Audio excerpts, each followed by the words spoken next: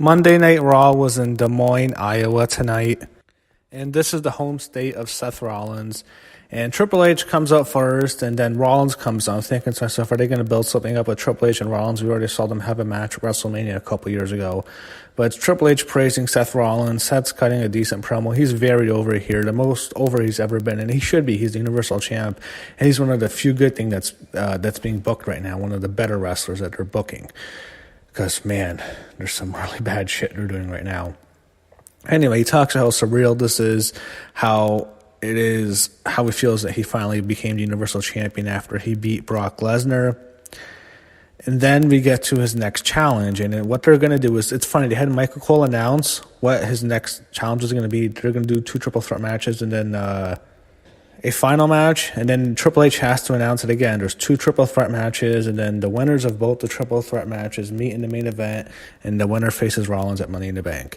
So, of course, typical WWE, they have all the wrestlers who are participating interrupt. You have Samoa Joe, you have Rey Mysterio, you have AJ Styles, you have Baron Corbin, you have Drew McIntyre, and you have The Miz all come out.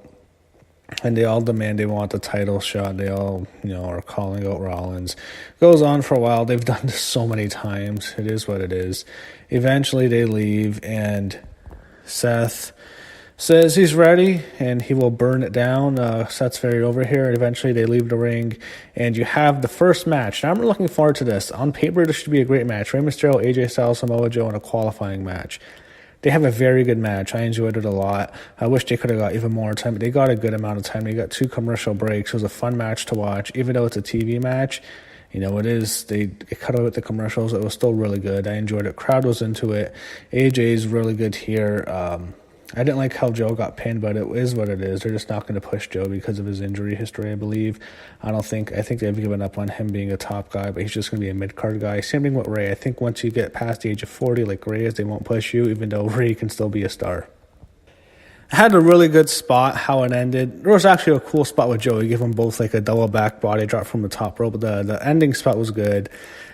Joe's down. He took a 6 and 9. Then AJ gets Ray up for a Styles Clash, hits a Styles Clash onto Joe. So hit the Styles Clash on Ray, and it landed on Joe, and AJ pins Joe for the win. It was a good finish. AJ gets the win.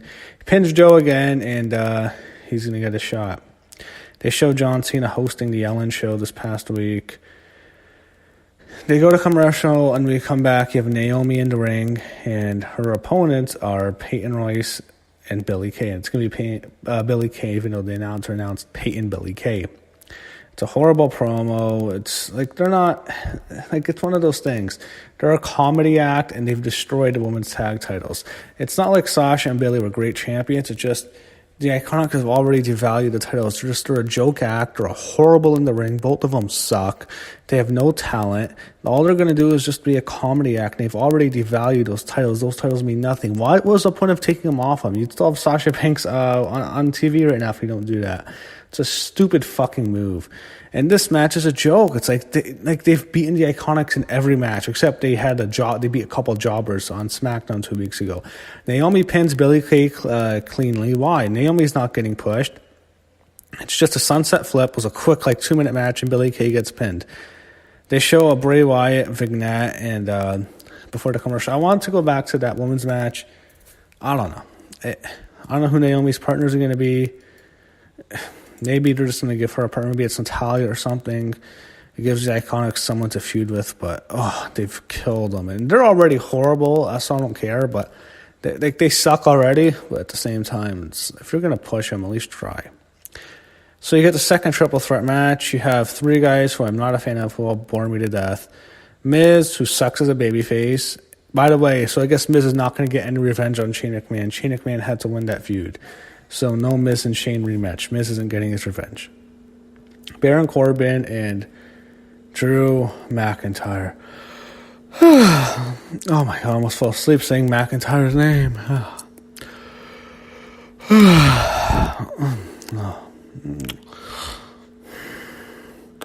I've been watching paint dry, watching grass grow, and it's still more entertaining than a Drew McIntyre and Baron Corbin match. fucking match. Anyway, Corbin wins. McIntyre had the Claymore kick on Miz, and Corbin threw him out, and Corbin gets the win. So they show AJ Styles being interviewed by Charlie Caruso. She interviews him about the match. It's a decent promo by AJ, not anything special. He talks about Corbin in the main event later tonight. And they show Corbin in the ring, and as Corbin's leaving the ring, Sami Zayn's music plays, and they even bump into each other. Sami Zayn cuts a great promo. It's really good. He is ripping into the crowd. He shows what he did on his time off in Switzerland, Norway, Mexico, and Scotland, visiting monuments, being on the beach in Mexico, stuff like that. He rips into the crowd for attacking everything in WWE and holding everyone accountable except yourself. So it's basically, social media. It's attacking wrestling fans on social media, and they deserve it. And then he tells the fans to go to hell. I guess that's his new catchphrase, just go to hell. It's okay. I wish it'd be something more creative, but he just tells them that, and he leaves. Pretty decent promo by Sammy. He's doing really good here. He's doing good as a heel. I don't think they'll ever push him as a top guy. I don't see him really as a top guy either, but he's doing great here. They show a video package for Cedric Alexander. He's on Raw now. He comes out, all right, they're going to give Cedric Alexander a nice push. It's his first match on Raw, and he's facing someone who is, I guess, a singles wrestler now, and that's Cesaro. You might think, all right, good, the bar's over. Cesaro's away from Sheamus. They might push Cesaro as a top guy again. You are so wrong. Cesaro will never be pushed past a certain level. He needs Sheamus. They need the bar back. And I don't want to see another Sheamus singles run. My God, they'll push him to the top. Just keep the bar. They're always a solid team. They might be boring, but they always have good matches. They had really good matches with the Uso. They had good matches with New Day. They'll have good matches with Revival. They can work with the War Raiders. They'll have good matches. But, Cesaro's not going anywhere. I don't know why you had to have him beat Cedric Alexander. Cedric Alexander's a jobber. That's all he'll be. It's better than being on 205 Live, at least in front of an audience. But it was a match. It was okay. Crowd didn't care. Cesaro gets the win, and he means nothing. They show the Usos being interviewed backstage by Charlie Caruso. I like how they say their name. Charlie Caruso. That was actually kind of funny. They even make a joke. Jay rips on Jimmy about the DUI, which was funny. This was entertaining here. And then they're interrupted by Scott Dawson and Dash Wilder, and they cut a promo on them. And I'm thinking to myself, this is the Raw Tag Team division. You have I'm not going to say their name. They're the War Raiders. I'm not calling them what WWE wants to call them now. You have the Revival. You have the Usos. You have the Authors of Pain when they come back. You have all this talent, and your champions are Kurt Hawkins and Zack Ryder. They're worse than the B team. They're fucking terrible. Get this fucking belt off them. They've already ruined it. It's like you have all these horrible tag team champions. Too shitty. You still have the Hardys are great on SmackDown, but you got the fucking Kurt Hawkins and Zack Ryder and the Iconics. The two shittiest teams in the company are the champions. They have no eye for talent. They push the wrong talent. They're loaded with talent. They have an incredible roster, great workers everywhere, guys who are over with the crowd, and they push the worst people. They push your Lacey Evans. They push your Baron Corbins. They push you Vince McMahon sees as a superstar. They fit his stereotype. They check all the boxes for him, and they all suck, and they're not over, and it's fucking horrible. This is what happens. It's a fucking company. Anyway, this is shit. This show's terrible right now. Finally, we get to see Becky Lynch. We finally get to see Becky. The man is here. Oh, they've already killed her. So when we see Becky in the ring, she's cutting a promo on Lacey Evans. She even makes a remark. You're doing what you're doing in the back to get yourself to the top. So it is what it is. It's something. They've hurt Becky so much. They've killed her. She's ruined. I mean, you're going from feuding with Ronda Rousey to feuding with Lacey Evans. That's a huge issue, too. But at the same time, she was just so over. It's like she's just another name on the roster. It's like everything that happened at WrestleMania means nothing. Lacey Evans comes out. She cuts a horrible promo. She is horrendous. She sucks. She's fucking terrible. I hate her now. Oh, my God, she's so bad. She has go-away heat now. I mean, I don't even want to see it. And they're going to push her to the top. Vince McMahon is in love with Lacey Evans. She's getting a mega push. They had Becky and Alicia Fox, and it should be a squash match. It should have just been Becky killing her. Alicia Fox gets a commercial break with Becky. It goes 10 minutes. You have Becky Lynch having a very competitive match with Alicia fucking Fox. Same woman who got Arn Anderson fired. She fucking shows up drunk. She's a fucking idiot. She's fucking stupid, and you're having her give Becky a match. And after a match, you have Lacey Evans punch Becky twice with her woman's right.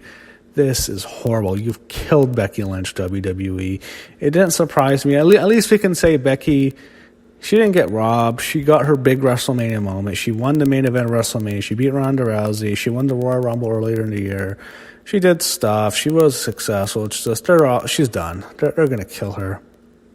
And there's been plenty of wrestlers who they've given the big WrestleMania moment to, and they've killed them after, and they're going to kill Becky. They're fucking terrible. They want Lacey Evans as their top star. They love her. The Marine background, Vince is going to push her to the moon. She's fucking horrible.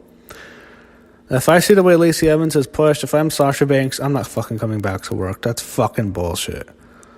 So Baron Corbin, I think, is being interviewed by Sarah Schreiber now. I guess Charlie and Sarah are doing interviews since they fired Dasha. And I think Kayla Braxton is just doing SmackDown. So it's Corbin promo. I don't care. Ricochet and Rude. Did I miss something? I think I missed something with the War Raiders or the Viking Experience, whatever. I think they came out earlier. Yeah, I think they destroyed the Viking Experience. Okay. I think they destroyed some stupid team. I don't remember who it was. I think it was the Lucha House Party. Anyway, you have Ricochet and Robert Roode. They're calling him the Glorious Robert Roode. He has an 80s porn mustache. He's a top heel now. This is good for him. He pins Ricochet. And I also forgot to mention, Ricochet is fucked because his tag team partner, Aleister Black, got moved to SmackDown. And Aleister Black was the only guy moved to SmackDown. Andrade was also moved, and Zelina Vega. So I think that's because of Fox's decision. Some people thought it was Charlotte. It's Fox. Fox wants a top Latin star, so they're going to push Andrade, which is good news for him. And they took Zelina with him, and they also took Aleister because they have something for him on SmackDown. That means they have nothing for Ricochet.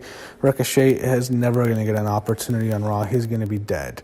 But it is good for Aleister. He gets to be with Zelina, and I guess you get to have Charlotte and Andrade get to be around his hair, so that's good for them. But not good for Ricochet. Rude wins. They'll give him a push before they give up on him. I'm sorry. I don't want to talk about this Firefly Funhouse. It's embarrassing. I'm just going to skip over it. Okay, I'm just going to skip over it. Bray Wyatt, stupid puppets, those creepy puppets. Like, is it going to be an Annabelle kind of gimmick from The Conjuring, something like that? He's a children's funhouse man, and he's a little crazy. I'm not going to even talk about it. So AJ Styles comes out. It's the main event. Him and Corbin. Winner faces Rollins at Money in the Bank. And they hit Alexa Bliss, and they said she's going to announce the Money in the Bank participants next week.